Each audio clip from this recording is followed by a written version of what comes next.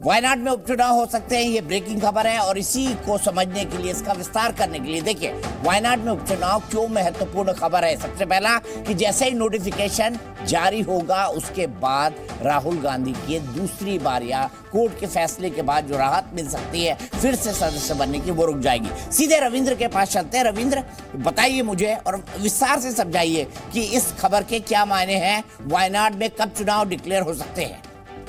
देखिए, ये पूरे प्रोसेस है दीपक जी। जब सूरत के कोर्ट ने इनको मानहानि मामले में दोषी करार दिया, 2 साल की सजा दी।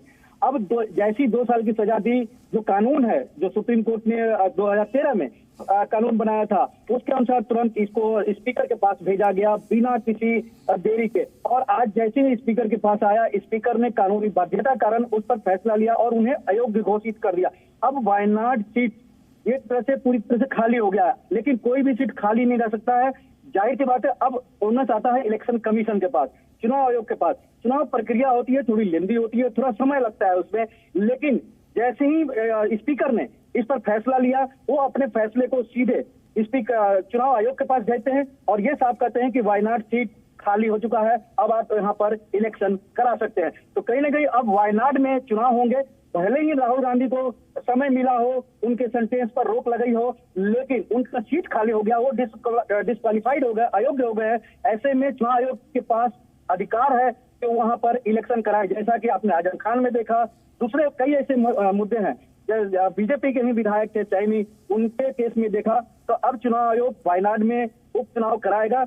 हालांकि इसमें थोड़ा समय लगेगा, लेकिन चुनाव होना तय है, अनलेस की जल्द से जल्द अगर कांग्रेस के जो रणनीतिकार है इस पर स्टे ले लेते हैं राहुल गांधी के अयोग्यता पर। ठीक है रविंद्र, मुझे यह भी समझाइए, अगला जो चुनाव है वो कर्नाटक का चुनाव है। कर्नाटक और केरल कोई बहुत दूर नहीं है, और जब भी उपचुनाव ऐसे कराए जाते हैं किसी ना किसी चुनाव के साथ कराए जाते हैं। तो क्या ये मान के चला जाए कि कर्नाटक के साथ साथ जो चुनाव की प्रक्रिया है वायनाड की वो पूरी हो जाएगी, और राहुल गांधी के रास्ते तो तभी बंद हो जाते हैं जब इलेक्शन कमीशन डिसाइड कर लेता है और नोटिफिकेशन की डेट दे देता है। आपकी क्या जानकारी है इस बारे में, क्या बात हुई है आपकी तमाम नेताओं से और अपने सूत्रों से रविंद्र? बिल्कुल दीपक जी, देखिए जो जानकारी मिल रही है 27 या 28, बहुत ज्यादा चांसेस है 27 तारीख को कर्नाटक विधानसभा चुनाव की घोषणा कर दी जाए। अब इलेक्शन कमीशन के पास 2 दिन का 3 दिन का समय है। ऐसे में वायनाड के पास, उनके पास सब कुछ है। जब कर्नाटक विधानसभा चुनाव होंगे, कई ऐसे वाई इलेक्शन होते हैं जो बड़े चुनाव के साथ होते रहे हैं। ऐसे में वायनाड क्या बाई इलेक्शन भी कर्नाटक विधानसभा चुनाव के साथ करा सकता है इलेक्शन कमीशन, अगर वो पूरी तरह से तैयारी कर ले। और जो हमें सूत्रों से जानकारी मिल रही है, कम से कम बीजेपी हो या सत्ता पक्ष इस मसले पर किसी तरह के समझौता या किसी तरह के कोताही बरतने के मूड में नहीं दिख रहा है, क्योंकि राहुल गांधी, बीजेपी के नेताओं का कहना है, उन्होंने सारे लक्ष्मण रेखा को क्रॉस कर लिया है। न सिर्फ प्रधानमंत्री का अपमान किया बल्कि देश का अपमान किया। और ऐसे में अब हम सियासी तौर पर उनको किसी भी सूरत में हर जो प्रोसेस है, जो हर संस्था है, हम चाहेंगे कि वो कार्रवाई करे। ऐसे में लग रहा है कि वायनाड में भी कर्नाटक विधानसभा चुनाव के साथ चुनाव बाई इलेक्शन हो सकता है।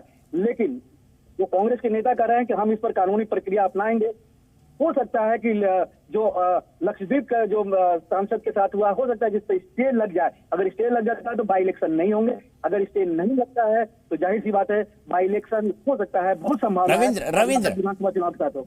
रविंद्र, मैं आपसे एक सवाल पूछूंगा, बहुत दिलचस्प है, क्योंकि आपने कहा 27 या 28 तारीख को, आज क्या है 24, 25 यानी शनिवार काम नहीं होता है मोटे तौर पर कोर्ट्स का, संडे यानी रविवार काम नहीं होता है मोटे तौर पर केसेस का, और 27 यानी 25-26 हो गई, 27 और 28 यानी सोमवार या मंगलवार। तो कोर्ट जाएगी कब कांग्रेस, ये भी समझना होगा ना।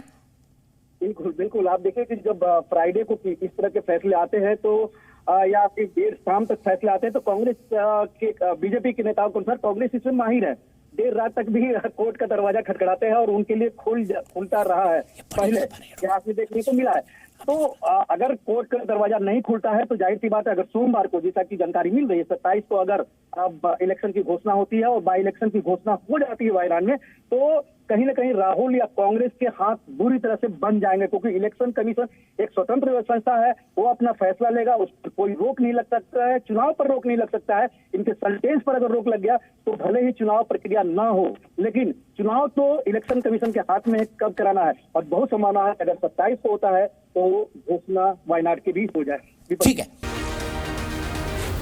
जी न्यूज।